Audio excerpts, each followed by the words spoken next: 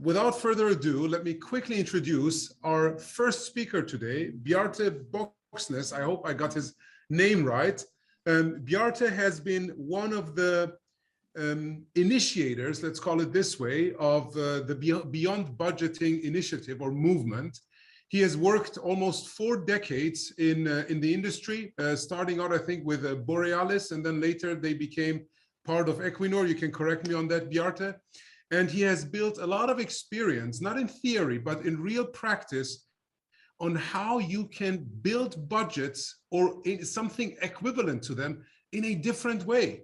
And that different way is in many cases much more coherent, much more compatible to agile ways of working in organizations. But the link between Beyond Budgeting and Agile, either Bjarte will cover this in his presentation, or I'm sure we will then later talk about this once we get started in our Q&A. So Bjarte, I'm handing over to you. It's your stage. Very much looking forward to hearing from you and very thankful that you're donating your time to us. Thank you. And let me share my screen here. I hope you can see this one. Yep, it works. So Beyond Budgeting, it's business agility in practice. Beyond Budgeting is actually about much more than budgets, as you will find out in case you didn't know.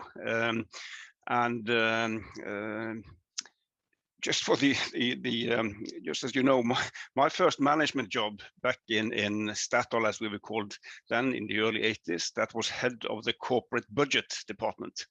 So I've been heading up more budget processes in my life than I want to be reminded about, but I know what I'm talking about. And also, even if I'm a finance guy, I've also worked in human resources, heading up the HR function in this company, Borealis, where we had a chance to kick out the budget already in 1995. And that was a big wake-up call for me when it comes to the people side of Beyond Budgeting. Every time I discuss Beyond Budgeting with people, there is one word that keeps coming up, and that is the word control. And the context is, of course, the fear of losing control. And when I ask people, what do you mean with control? After people have said cost control, many go quiet. They actually struggle with defining, putting words on what they are so afraid of losing, which is quite interesting.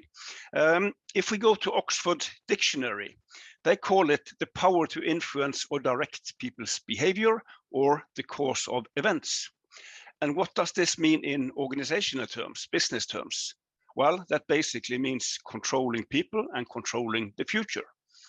And behind these two lies the two main assumptions that underpins almost everything in traditional management.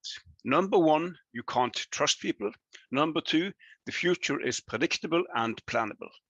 And we are challenging both those assumptions in Beyond Budgeting because these are nothing but illusions of control. For instance, that people can and must be managed. Well, of course, you can manage people, but if people are managed in stupid ways, they hopefully find a way around in order to get their work done. And when it comes to the future, the only thing that we know is that we don't know. Wise people have agreed with what I've just have said. When it comes to people, good old Peter Drucker, most of what we call management is about making it difficult for people to do their job. And when it comes to corporate planning, another wise guy, Russell Acuff, he compared a lot of the planning he was observing in large companies with a ritual rain dance. It has no effect on the weather, but those who engage in it think it does. And I understand what it means because, again, I have done a lot of dancing in my life through these budget processes. I'm not really sure it actually helped on the performance of the company. Okay, so much for wise people. Imagine an organization that 100 years ago invented a fantastic machine, state of the art and key for the success of this organization. 50 years ago, this machine started to make some trouble, and today this machine is completely broken, kaput. You will probably understand that this is not the true story, because in real life, people would have gotten together 50 years ago and done something here, either try to fix the machine or even better, try to invent a new machine, because innovation is something we all love. Innovation is great. We all want to be leading edge, unique, right there in the forefront, better than everybody else. But that enthusiasm for innovation seems to be limited to technology innovation into products and services. But there is also something called management innovation that we are talking about today. And management innovation, that doesn't seem to be equally great. That is scary. Kicking out the budget, are you crazy? The consequence is that it's very crowded on the left-hand side. Everybody is into that kind of innovation in some form or shape. The management innovation arena is not yet a crowded place because it is scary. But that is actually good news for brave companies who dare to explore, embrace also this kind of innovation, because you can get just as much performance, competitive advantage out of management innovation as you can from technology innovation. And there are companies out there who openly admit that we have no advantage whatsoever in what we produce and what we sell. We find it in the way we lead and manage. And I've got a few examples for you in a minute.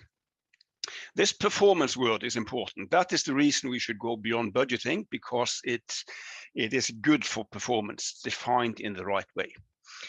And I want to reflect a little bit on that word in a slightly different setting than business and organizations, because some of you know that I like to use traffic as a metaphor. Because in traffic, when we are out driving, we would also like to experience good performance, a safe and good flow. And before that, one slide, by the way. It is called, since it's called Beyond Budgeting, it has, of course, something to do with budgets. And before I take that metaphor, I want to share with you my budget problem list. I'm doing that to show that the problems here are actually more serious than what we often think. It's a very time-consuming process, making budgets, following up budgets, assumptions quickly outdated. This is a serious problem. It stimulates unethical behaviors, the lowballing, the gaming, the sandbagging, the resource hoarding, the internal negotiations, all the things that we don't want to experience in our organizations. It creates illusions of control, as we just talked about. And if you don't have control, whatever that means, it is better to acknowledge that and act accordingly, than to think that you have control and act accordingly. Budgeting forces us to make decisions too early. We have to decide in the autumn the year before what we shall do and what it shall cost. And in many organizations, too many of these decisions are taken too high up. It doesn't always improve the quality of those decisions. Very often it's the other way around. Budgets can prevent us from doing things that we should have done, but we can't because it's not in the budget. But this also works the other way around. It can actually lead us to do things that we maybe shouldn't have done, but it is in the budget and it is spend it or lose it. And linked to this, I acknowledge that the budget, a cost budget, can be a very effective ceiling for cost, but it is just effective as a floor in the sense that these budgets tend to be spent for the reasons we just discussed. And to define good performance as hitting the budget numbers is a very narrow, mechanical, and sometimes a completely outdated language for describing good performance. We need a richer, broader performance language. I have been sharing this list of problems with hundreds of thousands of people around the world in the 25 years I've been working with Beyond Budgeting. And most people actually agree, executives, managers, even finance people. At the same time, most organizations continue doing this stuff, which is quite interesting. And I'll come back to why in a minute. I just want to add on one more problem that actually not that many people have on their list. I've called it conflicting purposes. And the interesting thing with this problem is that it is both a problem and a solution. And behind this lies the fact that companies use budgets for three different things: to set targets, financial targets, sales targets, and so on. At the same time, this budget should be a forecast of what next year can look like, and it is also a resource allocation process, handing out bags of money to the organization. And it might seem very efficient to solve all three in one process and one set of numbers, but that's also the problem. Because what happens if we move into a budget process, we want to understand next year's cash flow, and we ask people on the responsible for revenues, what's your best number for next year? But everybody knows that the number I'm sending upstairs will come back to me as a target for next year, maybe with a bonus attached. And if you ask the same in other people for their best costs or investment numbers, everybody knows that this is my only shot at getting access to resources for next year. And some might also remember that 20% cut of last year. And that memory and that insight might also do something to the level of numbers submitted. And this is a problem, not just because it destroys the quality of numbers, but also because it stimulates this at least borderline unethical behavior, even if I don't want to blame people, because people respond to the system that we have asked them, that we have set up for them. So this is not about fixing people, it's about fixing the system that will change the behavior. And the solution here is we can still do all these three things, but we shall do these three things in three separate processes because these are different things. A target is an aspiration, a forecast is an expectation, and resource allocation is about optimizing scarce resources. And once we've separated, we can start to improve each one. That was the closest to budgets and finance I will get in this session. I think one reason why so many continue doing this stuff is that these problems are regarded more as irritating itches and not symptoms of a bigger and more systemic problem.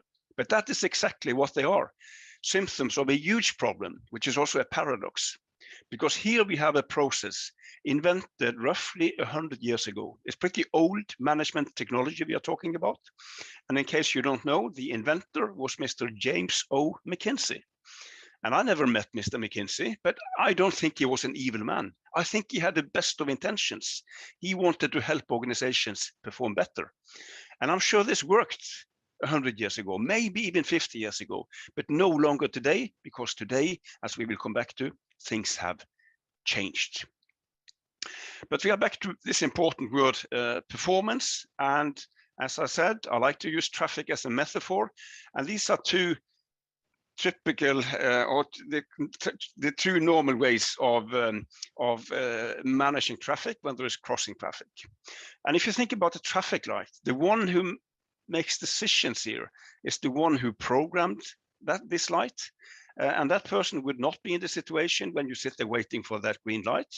And the information that this programming would be based on would not be entirely fresh information. It is a model where you are not trusted, and it's a model where transparency is not important. As long as you can see the color of the light, that's it. That is enough. And it is also a model where values is not important. If there is a mindset of me first, I don't care about the rest, that is not the big problem in front of that light.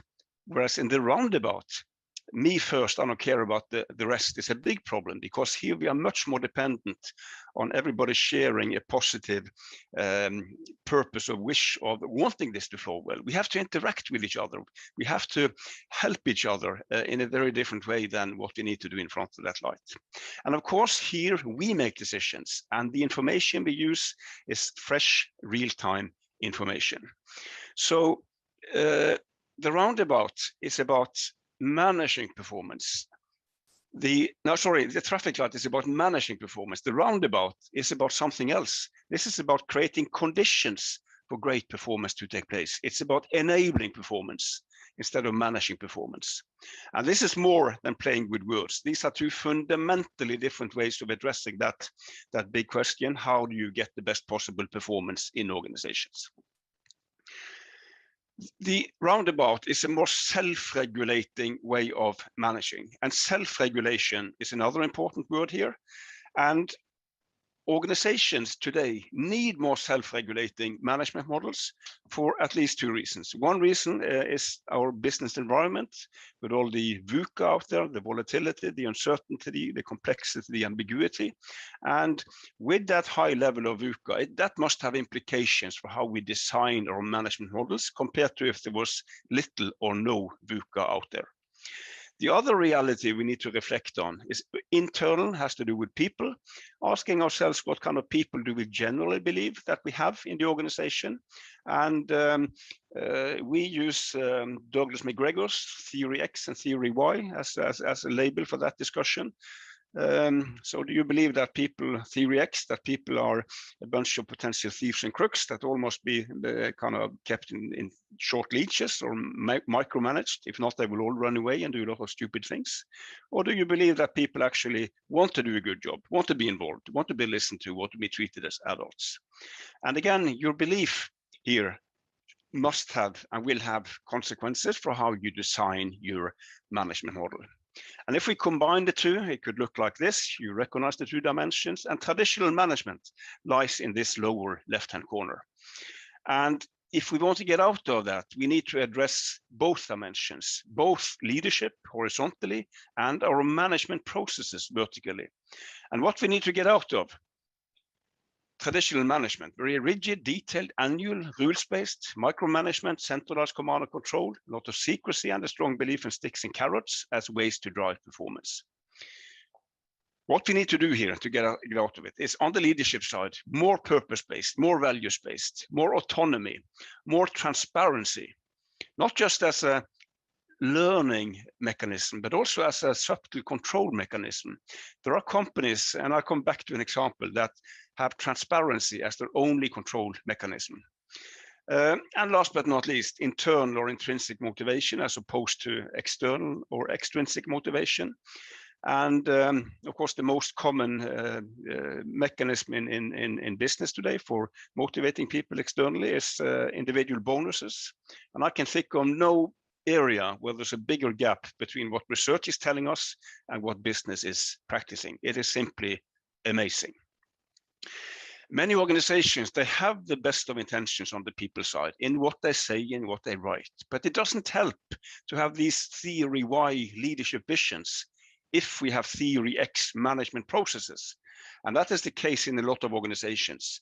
And that creates poisonous gaps between what we preach and what we practice.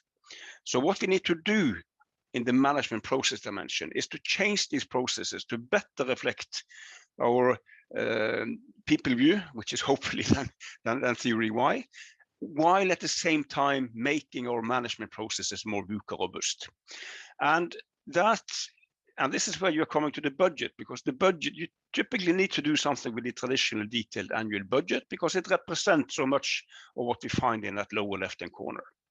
More specifically, when we shall set targets and goals, to the extent we shall do that, we recommend some inspiration from football. I have yet to meet a football team saying that the ambition for next season is to score 39 goals and get 42 points. Those are budget goals, and they don't think like that. It's all about league tables and doing well against peers and competition. And in many instances, that kind of thinking can make sense in business as well. We also need more dynamics into these processes. Why shouldn't everything circulate around the fiscal year of typically January to December? So where is possible, we need more business-driven, more event-driven rhythms. And last but not least, we cannot reduce performance evaluation to comparing two numbers and then conclude. Again, we need a richer, broader performance language. And this, my friends, was a crash course in Beyond Budgeting. This is what it is about, addressing both leadership and management processes in a coherent, consistent way in order to become more adaptive and more human. And Beyond Budgeting, again, as you can see, it is about business agility. A number of companies are on this journey today in some form or shape, and I could have talked for hours here, fascinating stories about brave companies exploring management innovation. We don't have the time. So two quick examples. Let's start in Norway. In the upper right-hand corner, you see a company called Miles. It's an IT company, business in Norway, the Baltics, South Africa, and India. Miles have no budgets, no targets. If you work for Miles, you can buy whatever PC you want, replace it as often as you want, as expensive as you want, no PC budgets. You can attend whatever conference and seminar you want, as often as you want, wherever in the world, no training budgets, no travel budgets. But it's not an anarchy. They have a very simple control mechanism. when you have bought that PC, when you have returned from that training, you need to post on the intranet what you did and the cost of it. So transparency is their only control mechanism. And they have no problems whatsoever with cost. The second company I want to talk about here is very much the pioneer within Beyond Budgeting. It's a bank. You see them in the middle here at the top, a Swedish bank called Handelsbanken that has around 700 branches in Northern Europe, quite big in the UK. Handelsbanken has no budgets, no targets, no individual bonus, and they have been operating like this since 1970. So we have a nice long period to look back at to see, does this stuff work? Is it good for performance? And the performance track here is simply amazing. This bank has been performing better than the average of its competitors every single year since 1972. This is among the most cost-effective universal banks in Europe, and the bank has never needed any bailout from the authorities because they messed it up. Very different management model from most other banks, a lot of autonomy, a lot of transparency, they use a lot of league tables to compare branches, mainly to stimulate learning, but also as a kind of gentle performance push because nobody likes to be laggards. Handelsbanken and some other companies, including Borealis that we talked about, inspired what became known as Beyond Budgeting in the late 90s. So these principles were actually formulated 3 years before the Agile Manifesto. At the time, there was no contact whatsoever between those two communities. That has fortunately changed, which this session is an example of. But you can see that there are many similarities between the two. I think the big difference is that the Agile Manifesto was not developed as a way to run a big organization. It was initially developed to improve software development. Beyond Budgeting was born in order to help organizations or improve the way organizations are run. So there are things that Beyond Budgeting addresses that Agile actually misses, but they complement each other very well. A few reflections on this slide before I'm going to finish my presentation here. As you can see, we are addressing both leadership and management processes for the reasons I just talked about. I don't think what we say on the leadership side necessarily is that unique, because many other communities have a similar view, but very often these movements haven't reflected very much about what kind of management processes you need to activate these leadership principles. And likewise, there are some other good management models out there, but they haven't reflected very much on what kind of leadership must underpin this. We are looking at both, and coherence between the two is key here. A classical example of the opposite, it doesn't help that we talk loud and warm on the left-hand side about how fantastic people we have on board, and we would be nothing without you, and we trust you so much. But not that much. Of course, we need detailed travel budgets. Are you crazy? Hypocrisy is what I call it, right? Poisonous gaps. There has to be a coherence. Also, these are principles. This is not a management recipe. What this should mean in an organization depends on that organization's business, culture, values, history.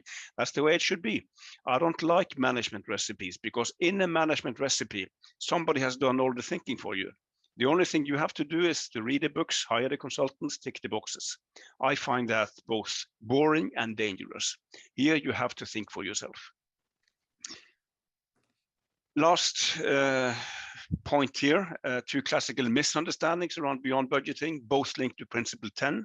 Some people think it's just another way of managing cost. Well, it is, but there are 11 other principles. This is quite a comprehensive management and leadership model. Second misunderstanding, no budgets, I can spend whatever I want, cost is not important. Sorry, that's not what we are saying. Cost is still important, together with other things, in order to create value, and often it will be a constraint. What we are offering are more intelligent, effective ways of optimizing within that constraint compared to what Mr. McKinsey could offer us 100 years ago. So that is what I wanted to share with you. If you want to explore further here, these are my contact details. I took early retirement from Equinor just actually a few weeks ago and have set up Bogsnes Advisory. So check out the website if you're interested, and also check out the Beyond Budgeting Roundtable. And I'm also quite active on Twitter and LinkedIn, and I only tweet about this stuff. There's no cats and dogs and grandchildren, I promise. What you've heard here was the very, very short version. If you want to hear a longer version, it looked like this. This book has more about the problems with traditional management, more about the model and cases here, including the Borealis and Statoil case. There's a chapter about Beyond Budgeting and Agile because of all the similarities, and obviously more about the implementation, which I have not been able to cover here. Maybe we can come back to that in the Q&A. So with on that note, I'm going to stop my sharing, and I look forward to questions and discussions. Thank you. Perfect. Bjarte, thank you. Thank you for giving us this wonderful crash course. It was like really, really fast. I was like, what? There was a crash course in Beyond Budgeting, and but very insightful. Thank you also. As mentioned earlier, some of you joined while Bjarte was giving his presentation. The presentation will be shared, so you will also get his contact details and can connect with him afterwards. But now let's use the remainder of our time. We have around 22 minutes for Q&A. And I'll kick this off. I wrote down a few questions, and for all of you listening to this, feel free to put your questions into the chat, and I will make sure that within the time that we have, I address as many of those as possible. But let's start with something that came to my mind. You talked about many different types of innovation, and management innovation being, for many organizations, the one key differentiator. Gary Hammond is another famous person that talks about this a lot. He actually has his ladder of innovation, basically, or innovation stack, and management innovation being the one with the highest impact. And you already gave a few examples around management innovation connected to the topic of budgeting. For example, taking away like traveling budgets, but replacing them with policies with regards to transparency, etc. So there is some kind of responsibility and control, so it's not anarchy. Do you have other examples that you can share with us? I'm sure you do, where you can also, like, which are easy to implement, because the one that you already mentioned is quite easy to implement. It doesn't take a lot to do it. Do you have a few more that you can share with us? Yeah, if we're now on the cost side, on managing cost, then I can give you a few examples from Equinor. One alternative that the company uses is burn rate guiding. So there's no budgets, but there might still be a number in the range of 1 million, 10 million, 100 million. As a guiding, so that you are not completely in the dark about what kind of activity level you shall operate at until something else is decided. Within that burn rate guiding, you have full autonomy to make the right decisions. So that's one alternative. If it's an operating producing unit, you can use, for instance, unit production cost targets. You can spend more if you produce more. You can have benchmark unit production cost targets. And if you have internal units who are true profit centers, who kind of fully control their own cost and income side, if they have some kind of bottom line target, they cannot run away and spend money like drunken sailors. But it might be okay to spend more of what we call good cost, because good cost is not the problem. As long as we have the financial capacity, we want more good cost because they create value. It's the bad cost we want to get rid of. Yeah, that's the stuff we want to cut out. Yeah. Okay, cool. So someone is already okay.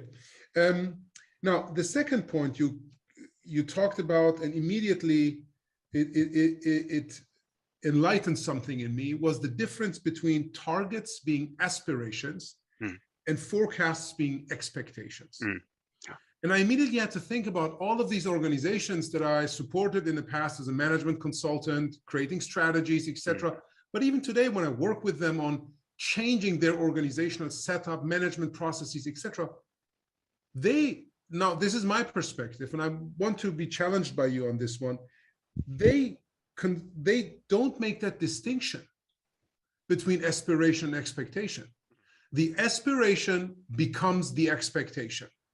And first question, do you see that as well? And two, how do you make sure that people actually distinguish between those things? Because I think it's fine to have high aspirations, also fine to have high expectations, but the expectations need to be realistic. The aspirations can be, at least in the short term, unrealistic. That's a good question. Before I answer that one, I want to add on one thing I forgot on your previous question about managing costs, because it's the example I will give has some similarities with continuous delivery in Agile. Equinor has no traditional detailed investment budget where you sit in the autumn and decide everything. We shall invest exactly this much and then split exactly on these projects. And then you hand out these bags of money as next year's project or investment money. Instead, there's a process based on the concept that the bank is always open. So the line can always forward a proposal for a project, yes or no. Depends on two things: how good is your project, and do we have the capacity as things looks today? So this is continuous delivery, not of software functionality, but of decisions and financial resources. So again, dynamic resource allocation, we call it. But back to your questions. I mean, these are different things, and when it comes to that expectation, that should be brutally honest, the expected outcome, whether we like what we see or not. And we are using that information to help us to get to where we want to go, namely the target. To the extent we shall have targets, if there's time, we can take that discussion also afterwards.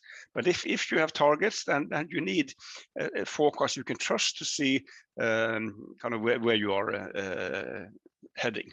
And the way to make this happen is again to set up formal processes, a process where we establish targets, preferably that people set their own targets, and the forecasting process where you get people to understand that this is just a forecast. Those numbers, it's not a bid into a target negotiation, it's not an application for resources, because we've got different processes for that.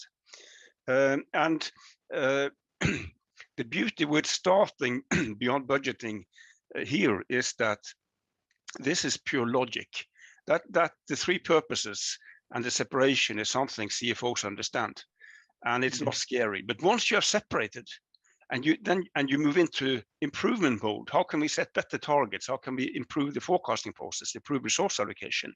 You are moving into these bigger discussions around beyond budgeting. What real target setting, what really motivates people? Resource allocation, do we need detailed travel budgets if we say we trust people, and so on and so on. So it's a nice, not scary way of getting started. And I've helped around 30 of the companies on that list to get started. And with the majority of them, this is where we started out, the separation of the purposes. Yeah. Okay, I will get back to that where we started out, because I have a whole round of questions around when to start and what to start with. But before I do that, you talked about the things that motivate people. And one of our participants is asking about bonuses, right? In many organizations, that's the number one way that organizations try to motivate people. And we know this science doesn't back this up, that this would work. Yeah. So can you please tell us more about how that works in the beyond budgeting philosophy? Let's put it this way. Yeah. We have principle 12 of the 12 principles is about rewards. And we advocate common bonus schemes driven by, so everybody on board, and for instance, driven by how the company is doing versus other companies. So the Equinor bonus is organized like that, and we stole that idea from Handelsbanken, the Swedish bank. So that is and then, you know, that is not meant to be a kind of do this and get that motivation thing, right? It's more it motivates, but it's more a kind of common clap on the shoulder, everybody after the fact. It's not a dangling carrot. And also, you know, I'm dead against individual bonuses. I've been in that scheme for many years. Of course, I enjoy the money, but if somebody thinks that is what motivated me, they hadn't done their homework. And I would actually call it individual bonus. It's managerial laziness. Yeah. Because it is much easier than to take the leadership role of working with mastery, purpose, autonomy, and belonging, and all the other things that we know are so much more effective. So I think that's one reason why it is still so popular. Yeah, I think I can definitely back that up. Individual bonuses being managerial laziness, especially when you tie those individual bonuses to specific numbers that a person needs to hit. Yes. And I see that happening with also boards of directors who have to ultimately decide on the CEO pay and bonus, that they are so afraid of having that difficult conversation, which requires them to really understand what the organization has been working on and what the CEO has been doing with their team. And because of that, they spend so much time in just finding out some arbitrary numbers based on which they want to evaluate a person's work. All right. So I could also add on here that Equinor still has some individual bonuses, but what the company has is what we call a holistic performance evaluation. And that means two things. First of all, the most important principle in the company is that how you deliver is as important as what you deliver. And with how you deliver, we talk about the values in the company, and the weighting between the two in all consequences for your career and pay is 50-50.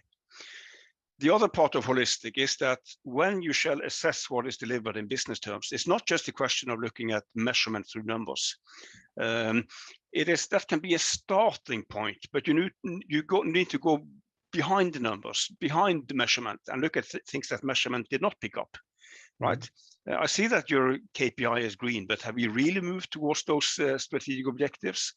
How ambitious were your targets? Should we punish somebody that stretched themselves and didn't make it, and do the opposite with somebody who lowballed and gamed and made it? Has there been significant changes in assumptions, headwind, tailwind, that we should take into account? So this qualified discussion, the assessment, in addition to measurement, is also something we recommend in Beyond Budgeting. Again, we call it a holistic performance evaluation.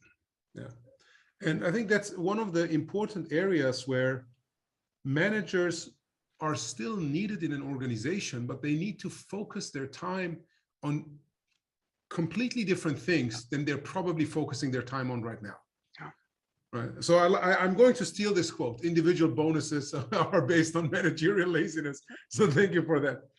Now, there are a few questions in the chat around the topic of change in an organization, right? And you have seen this, I've seen this, I think many of the participants have seen this. Many organizations are on their journey or on their agile transformation or whatever we want to call this. And I don't want to even go into the debate whether transformation is a good term or not.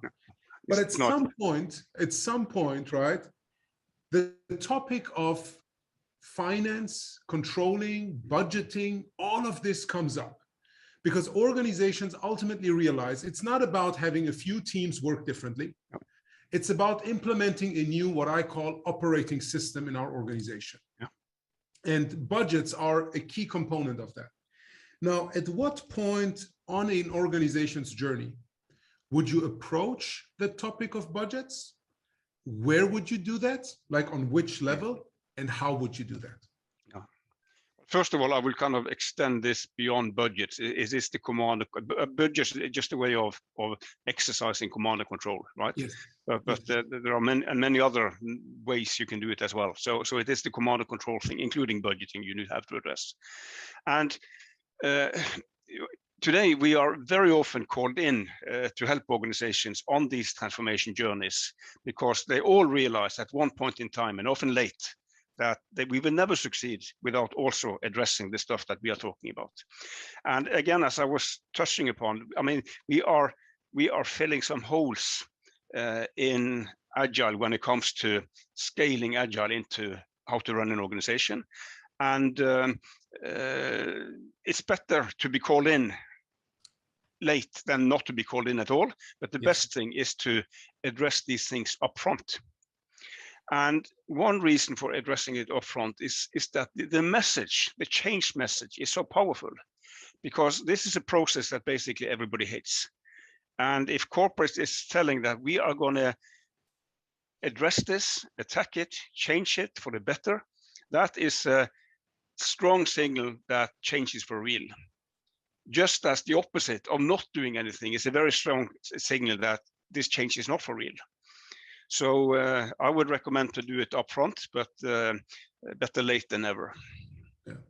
Now, and I would assume, and I might be wrong here, that addressing this topic requires at least CFO involvement, right? At one point, yes, but I mean, we have examples where the finance function has convinced the CFO, which Yes. then has convinced the CEO.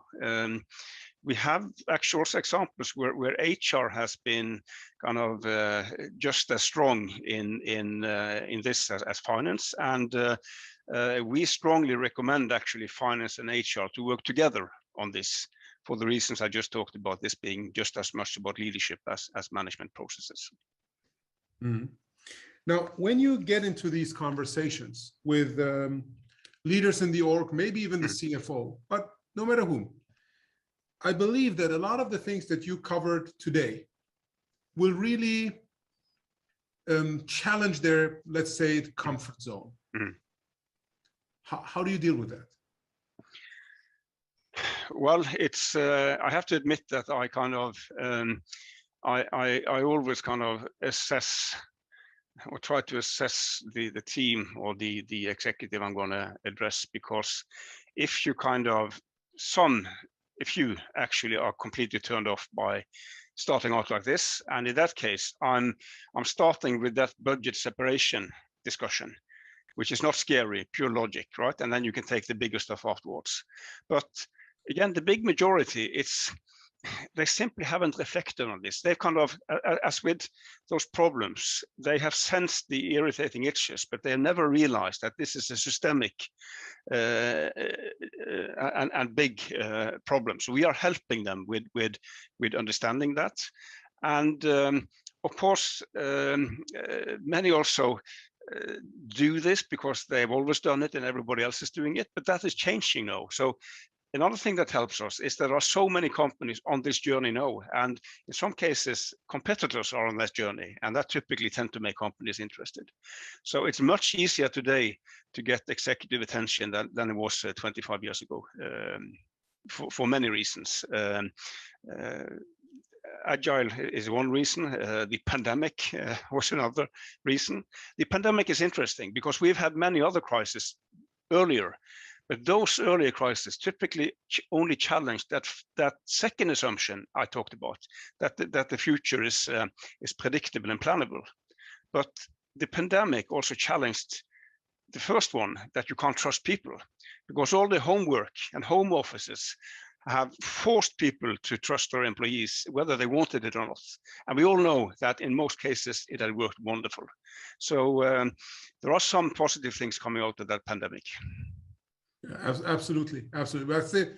I think we still can't wait till this is over. No. No,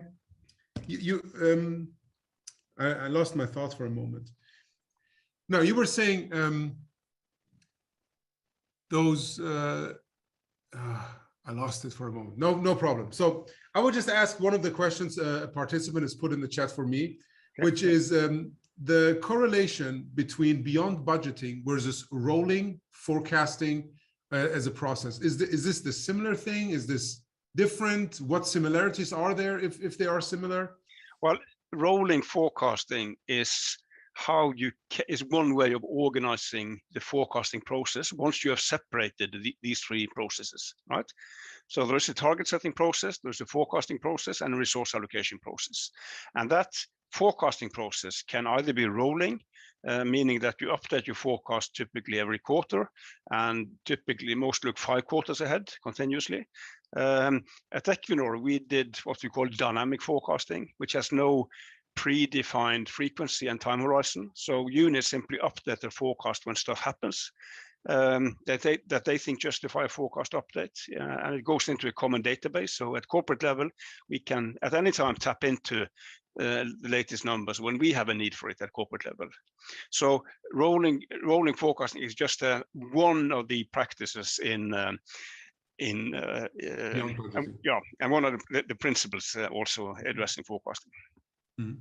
Now, my thought came back, and I wanted to ask you, you have worked in many different industries, at least based on the slide that we saw. Do you see differences in those industries in their willingness to apply these techniques and make this huge shift from my perspective based on the products and services those organizations build?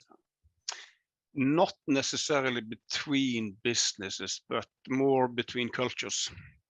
Okay, go ahead. And of course there are cultures where this is more challenging than in other cultures. That's not a secret, and I often get that question. And my response is always that, well, culture can be an issue, a challenge, but it should never be a showstopper. And also, I think we sometimes make these culture differences sometimes bigger than what they often are. I mean, there are some amazing beyond budgeting cases in South America, in China, Japan, as some examples.